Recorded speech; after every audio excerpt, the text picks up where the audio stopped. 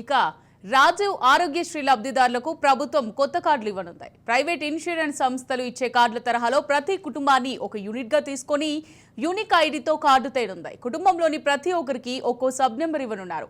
ఇదే కార్డును health profile కు లింక్ చేసి స్టేజ్ డిజిటల్ హెల్త్ ప్రొఫైల్ ను తయారు చేయనున్నారు. ఇన్నాళ్లు తెల్ల రేషన్ కార్డును ప్రాతిపదికగా తీసుకొని స్కీమ్ ను అమలు చేశారు.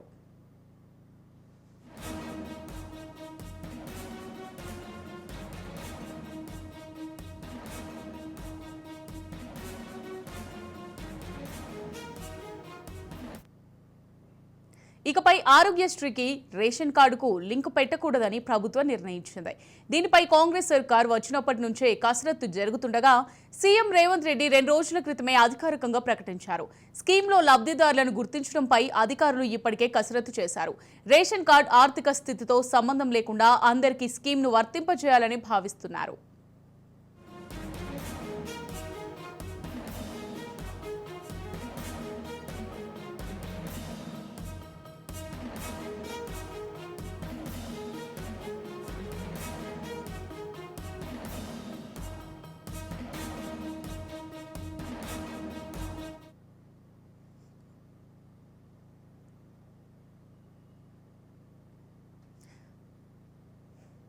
ప్రస్తుతం ఏటా ఆరోగ్యశ్రీకి 1100 కోట్లు ఖర్చవుతున్నాయి. స్కీమ్ను అందరికీ వర్తింపజేస్తే మరో 400 కోట్లు అదనంగా ఖర్చవుతాయని అధికారులు అంచనా వేశారు. రాష్ట్రంలో సుమారు 1.3 కోట్ల కుటుంబాలుండగా ఇందులో 90 లక్షల కుటుంబాలకు తెల్ల రేషన్ కార్డులున్నాయి. మిగిలిన 40 లక్షల కుటుంబాల్లో సుమారు 15 లక్షల కుటుంబాలకు తెల్ల రేషన్ కార్డులు వచ్చే అవకాశం ఉంది. వీళ్లు పోను ప్రభుత్వ ఉద్యోగులు, ఉన్నత ఆదాయ వర్గాల కుటుంబాలు కూడా మిగులుతాయి.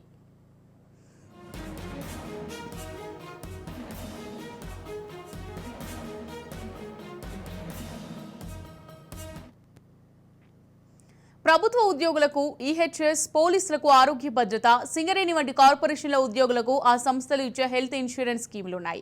సాఫ్ట్వేర్ ఉద్యోగాలు, మంచి ప్రైవేట్ ఉద్యోగాలు చేసేవాళ్ళు ప్రభుత్వంపై ఆధారపడకుండా సొంతంగా హెల్త్ ఇన్సూరెన్స్ తీసుకుంటున్నారు.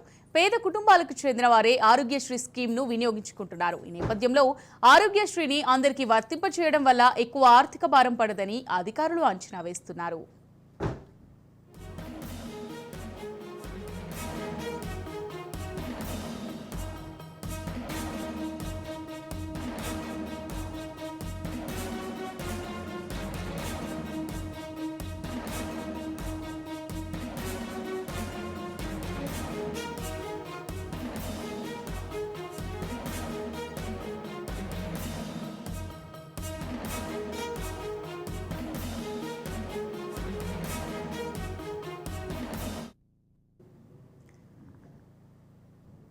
యాక్సిడెంట్లు, స్ట్రోక్స్, సూసైడ్స్ తదితర ఎమర్జెన్సీ కండిషన్లో ఉన్న పేషెంట్లకు ప్రైవేట్ హాస్పిటల్స్లో ఉచితంగా చికిత్స అందేలా ట్రామా కేర్ ప్యాకేజ్ను తమిళనాడు ప్రభుత్వం అమలు చేస్తోంది.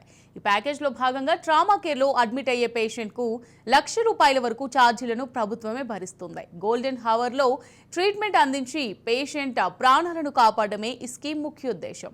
మన రాష్ట్రంలో కూడా ఇదే తరహా పద్ధతిని అమలు చేయాలని కాంగ్రెస్ ప్రభుత్వం నిర్ణయించింది.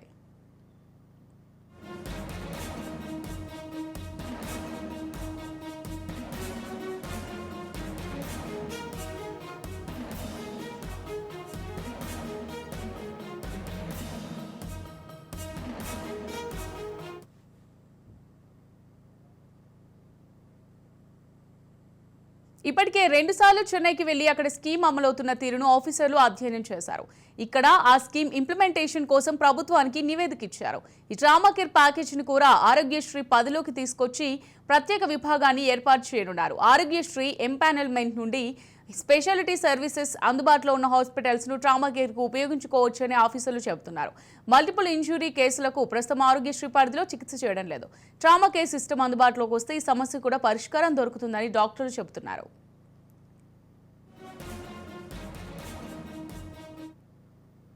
ప్రస్తుతం రాష్ట్రంలో తెల్ల రేషన్ కార్డు కుటుంబాలకు ఆరోగ్యశ్రీ, ప్రభుత్వ ఉద్యోగులకు ఈహెచ్ఎస్, జర్నలిస్టులకు జేహెచ్ఎస్, పోలీసులకు ఆరోగ్య భద్రత వంటి హెల్త్ స్కీమ్లు అమలవుతున్నాయి. ఆయా స్కీమ్ల అమలుకు వేర్వేరు వ్యవస్థలున్నాయి. వీటన్నిటిని ఒకే గొడుగు కిందకు తీసుకొచ్చి అమలు చేయడానికి ఉన్న అవకాశాలను పరిశీలించాలని, తద్వారా ఖర్చు ఏమైనా తగ్గుతుందా అనే దానిపై అధ్యయనం చేయాలని అధికారులకు సర్కారు సూచించినట్టు తెలిసిందే. అయితే ఇప్పటికే ఈహెచ్ఎస్ కోసం కొత్తగా ఓ బోర్డు ఏర్పాటు చేయాలని ప్రభుత్వ ఉద్యోగులు డిమాండ్ చేస్తున్నారు.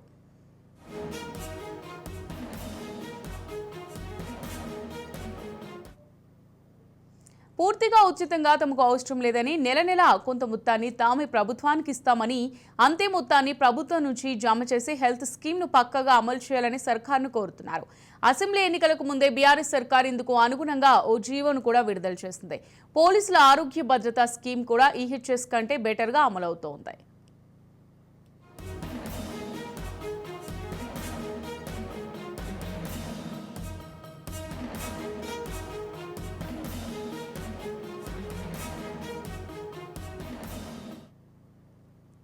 ఈ నేపథ్యంలో వాళ్ళు కూడా ఒకే గొడుగు కిందకు తీసుకొచ్చే అంశాన్ని వ్యతిరేకించే అవకాశం ఉంది. ఆరోగ్యశ్రీ అమలులో లోపాలు ఉండడం, బిల్లులు సకాలంలో చెల్లించకపోవడం వల్ల ట్రీట్మెంట్ చేయడానికి ప్రైవేట్ హాస్పిటళ్లు నిరాకరిస్తుండడం వంటి ఎన్నో సమస్యలున్నాయి. ఈ నేపథ్యంలో ఒకే గొడుగు కిందకు తీసుకురావడం అనుకున్నంత సులభం కాదని అధికారులు చెబుతున్నారు. నేపథ్యంలో ప్రభుత్వం ఏ విధంగా యూనిక్ ఐడి తీసుకొస్తుందనేది ఆసక్తికరంగా మారింది. ఇక ఇదే అంశానికి సంబంధించి మరింత సమాచారం మా పొలిటికల్ ఎడిటర్ అరవింద్ లైవ్ ద్వారా అందిస్తారు. అరవింద్, అంటే ఆరోగ్యశ్రీ పేరిట రాష్ట్ర ప్రభుత్వం గతంలో మొదలుపెట్టినటువంటి స్కీమ్ కి ఈరోజు మరొక రూపం ఇవ్వబోతుంది కాంగ్రెస్ ప్రభుత్వం అని చెప్పక తప్పదు. అదే సందర్భంలో దీనికి సంబంధించి ఇటువంటి ప్యారలల్ గా ఉన్నటువంటి స్కీమ్స్, ఎంప్లాయీస్ కి ఇచ్చినటువంటి ఎంప్లాయీస్ హెల్త్ స్కీమ్ కానీ, జర్నలిస్టులకు ఇచ్చినటువంటి జర్నలిస్ట్ హెల్త్ స్కీమ్ కానీ, పోలీసులకు ఇచ్చినటువంటి ఆరోగ్య భద్రతా కార్డు కానీ, వీటన్నిటిని కలిసి ఆలోచించేటటువంటి, వీటన్నిటిని కలిసి ఒకటే భద్రతా కార్డు ఇవ్వాలనేటువంటిది, బయోమెట్రిక్ ఎనేబుల్ కార్డు ఇవ్వాలనేటటువంటి ప్రతిపాదన చాలా కాలం నుంచి తెలంగాణ రాష్ట్ర ప్రభుత్వ పరిశీలనలో ఉంది. 2014లో కేసీఆర్ ఈ ప్రాజెక్ట్ ని ప్రతిపాదించారు. అది అందుకు కూడా దానికి ప్రాథమికమైనటువంటి పైలట్ ప్రాజెక్ట్ గా జర్నలిస్టులతోటే మొదలు పెడతామని చెప్పినటువంటి విషయం కూడా మనం గుర్తుపెట్టుకోవాలి. జర్నలిస్టులతో మొదలుపెట్టి అక్రిడేషన్, అదే సందర్భంలో అసెంబ్లీ పాస్, మిగతా బస్ పాస్, వీటన్నిటిని కలిపి ఒకటే కార్డు రూపంలో ఇస్తాము.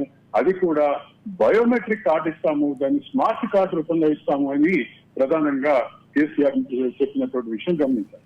కేసీఆర్ అప్పుడు చెప్పినటువంటి విషయం ఆచరణలోకి వచ్చేసరికి దానికి సంబంధించినటువంటి ప్రతిబంధకాలు ఏర్పడినాయి, దాన్ని ఆచరణలో ముందుకు తీసుకెళ్లలేదు అనేటటువంటి విషయాన్ని ఇక్కడ ప్రధానంగా గమనించాలి.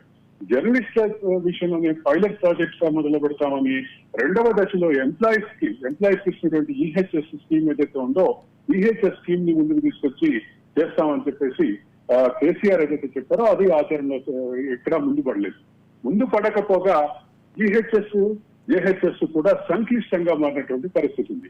ఈ నేపథ్యంలో అదే సందర్భంలో ఆరోగ్యశ్రీ కార్డుకి సంబంధించిన అంశం, ఆరోగ్యశ్రీ స్కీమ్ విషయంలో కూడా ఎంపానల్మెంట్ అయినటువంటి హాస్పిటల్స్ బకాయిల విషయంలో పలు సందర్భంలో ఆవేదన వ్యక్తం చేసినటువంటి సందర్భం కూడా ఉంది. వీటన్నిటిని కలిపి చేయడం ద్వారా ఏ రకమైనటువంటి ఇబ్బందులు వస్తాయి, ఏ రకమైనటువంటి సానుకూలతలు ఉంటాయంటూ ముందుకొచ్చింది. అయితే ఒక ప్రాథమికమైనటువంటి అంశం ఇక్కడ గమనించాల్సింది ఏంటంటే, ఏదైతే ఆరోగ్యశ్రీ కార్డుకి ఉన్నటువంటి ఆరోగ్యశ్రీ ఆధారిత హెల్త్ కార్డుగా ఇచ్చినటువంటి దీనికి ప్రాథమిక అర్హతగా ఉన్నటువంటి వైట్ రేషన్ కార్డు అనే విధానాన్ని, వైట్ రేషన్ కార్డు అనే నిబంధనని తొలగిస్తున్నామని ఇటీవల జరిగినటువంటి కలెక్టర్లు ఎస్పీల కాన్ఫరెన్స్ లో ముఖ్యమంత్రి రేవంత్ రెడ్డి స్పష్టంగా చెప్పినటువంటి నేపథ్యంలో ఈ చర్చ మరొక రూపంలో వచ్చింది. పూర్తి స్థాయిలో స్మార్ట్ కార్డుకి సంబంధించినటువంటి వినియోగం, స్మార్ట్ కార్డుని ఎలా వాడాలి, స్మార్ట్ కార్డుకి సంబంధించినటువంటి విధి విధానాలు ఎలా ఉండాలి, స్మార్ట్ కార్డులో ఏమేమి పొందుపరచాలనేటువంటి విషయాన్ని కూడా ఇప్పటికే చర్చిస్తున్నారు. రెండవ పక్కన ఇప్పటికే గత ప్రభుత్వం అంటే అందరి రాష్ట్రంలో ఉన్నటువంటి అందరికీ సంబంధించినటువంటి హెల్త్ రికార్డ్స్ ని కలెక్ట్ చేస్తాం, మెయింటైన్ చేస్తాం అన్నటువంటి నేపథ్యంలో వాటిని కూడా ముందుకు తీసుకెళ్లి పూర్తి స్థాయిలో ఒక కార్డు ఇవ్వాలి. ఆ కార్డులో పూర్తి ఆరోగ్యపరమైనటువంటి డేటా కూడా స్మార్ట్ కార్డు రూపంలో దాంట్లో నిక్షిప్తం చేయాలి అనేటటువంటి అంశం ప్రధానంగా చర్చలోకి వచ్చింది.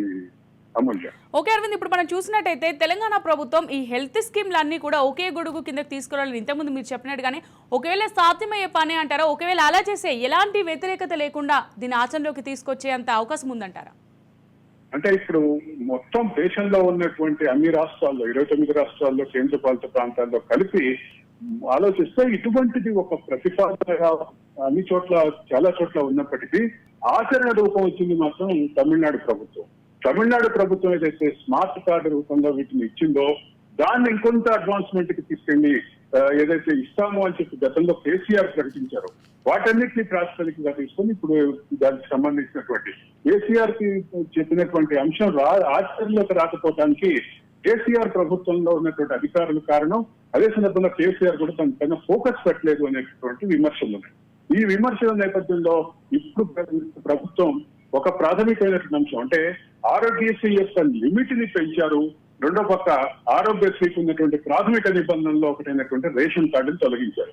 ఇప్పటికే 2 అంశాలని సుగమం చేశారు కాబట్టి మరో పక్క ఆయుష్మాన్ భారత్ పేరిట 5 లక్షలకి సంబంధించినటువంటి కవరేజ్ ని కేంద్ర ప్రభుత్వం ఏదైతే ఇస్తుందో ఆ విషయంలో కూడా వెసులుబాటు దీన్ని ఎట్లా ఇన్కార్పొరేట్ చేయాలనేటువంటి విషయంలో కూడా చర్చలు జరుగుతున్నాయి. వీటన్నిటిని సాధ్యాసాధ్యాలని పక్కన పెడితే సాధ్యాసాధ్యాల పరిశీలనకు మాత్రం తమిళనాడు 2 బృందాలు ఎన్నో ఇప్పటి వరకు 2 బృందాలు కూడా సాధ్యమైనటువంటి నివేదిక ఇచ్చినట్టుగా మనకు ప్రాథమిక సమాచారం అందుతుంది. ఇది స్మార్ట్ కార్డు రూపంలో వచ్చేటటువంటి ఆరోగ్య కార్డులో వ్యక్తి యొక్క రాష్ట్ర పౌరుల యొక్క ఆరోగ్య డేటా కూడా ప్రతి ఒక్క ఇండివిజువల్ యొక్క డేటా కూడా పొందుపరిచేలాగా దీన్ని రూపొందించాలనేటువంటి చర్చలు జరుగుతున్నాయి. దీనికి 400 కోట్లు బడ్జెట్ అవుతుందని అంచనాకు వచ్చారు. అయితే వ్యక్తిగత సమాచారాన్ని వ్యక్తిగత ఆరోగ్య సమాచారాన్ని కూడా దీంట్లో ఇన్కార్పొరేట్ చేస్తే మాత్రం ఈ బడ్జెట్ మరింత పెరిగే అవకాశం ఉందనేటటువంటిది ప్రాథమిక అంచనాలో అయితే మాత్రం వైద్య ఆరోగ్య శాఖ ఉందని చెప్పక తప్పదు. ఓకే అరవింద్, ఇంతకు ముందు మీరు చెప్పినట్టు ఈ స్కీమ్ కనుక అమలైనట్టయితే అంటే యూనిక్ ఐడి కాన్సెప్ట్ అనేది అమలైనట్టయితే 400 కోట్లు అదనంగా మన ప్రభుత్వంపై బడ్జెట్ అదనపు భారం పడే అవకాశం ఉంది కదా. సో బీఆర్ఎస్ ఇప్పటి వరకు అప్పులో కుప్పగా చేసింది అని కాంగ్రెస్ ఆరోపించింది. సో ఈ నేపథ్యంలో ఈ నిర్ణయం తీసుకోవడం అసలు దీన్ని ఏ విధంగా చూడొచ్చు అంటారు? అంటే రాష్ట్ర ప్రభుత్వం ఆరోగ్యశ్రీ కార్డు అంటే ఆరోగ్యశ్రీ మొదలు పెట్టింది కాంగ్రెస్ అనేటటువంటి భావం ఏదైతే రాష్ట్ర ప్రజల మనసులో ఏదైతే నెలకొల్తుందో దాన్ని మరింత ముందుకు తీసుకెళ్ళడానికి ఇప్పుడు 400 కోట్లు కానీ లేదా వ్యక్తిగత సమాచారాన్ని ఇన్కార్పొరేట్ కూడా చేస్తే పెరిగేటటువంటి వ్యయం కానీ రాష్ట్రానికి పెద్ద సమస్య కాదు. ఎందుకంటే రాష్ట్ర ప్రభుత్వం ప్రతిష్టాత్మకంగా భావిస్తున్నటువంటి పథకాన్ని అదే సందర్భంలో రాష్ట్ర ప్రజలందరికీ ఆరోగ్య రక్షణ ఇచ్చేటటువంటి పథకాన్ని అమలు చేస్తాము అని చెప్పేసి ఇప్పటికే దామోదర్ రాజనరసింహ రాష్ట్ర వైద్య ఆరోగ్య శాఖ మంత్రి దామోదర్ రాజనరసింహ ప్రకటించారు. మరొక పక్కన రాష్ట్ర ఆర్థిక శాఖ మంత్రి ఉప ముఖ్యమంత్రి అయినటువంటి బట్టి విక్రమార్క ప్రకటించారు.